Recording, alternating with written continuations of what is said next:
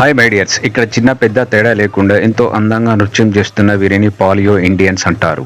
కొన్ని వేల సంవత్సరాల క్రితం సైబీరియా మరియు అలాస్కా మధ్య ఉన్న భూ వంతెన మీదుగా అమెరికా ఖండానికి వలస వెళ్లారు ఈ యురేషియన్లు.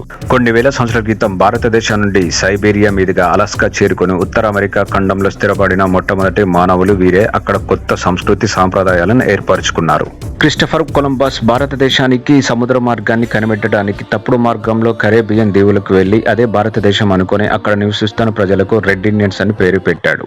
ఇలా ఉత్తర అమెరికా ఖండానికి సముద్ర మార్గం కనిపెట్టడంతో యూరోపియన్ల వలస అత్యధికంగా పెరిగిపోయి ఆదిమతిగా అయిన రెడ్ ఇండియన్స్ మీద యూరోపియన్లు ఆధిపత్యం మొదలు పెట్టారు. 17వ శతాబ్దం నుండి 21వ శతాబ్దం వరకు ఉత్తర అమెరికా ఖండంలో ఉన్న సహజ సిద్ధ వనరులను దక్కించుకోవడానికి యూరోపియన్లు రెడ్ ఇండియన్స్ మీద చేసిన అఘాయిత్యాల వల్ల ప్రస్తుతం వీరు 2% మాత్రమే పరిమితమయ్యారు.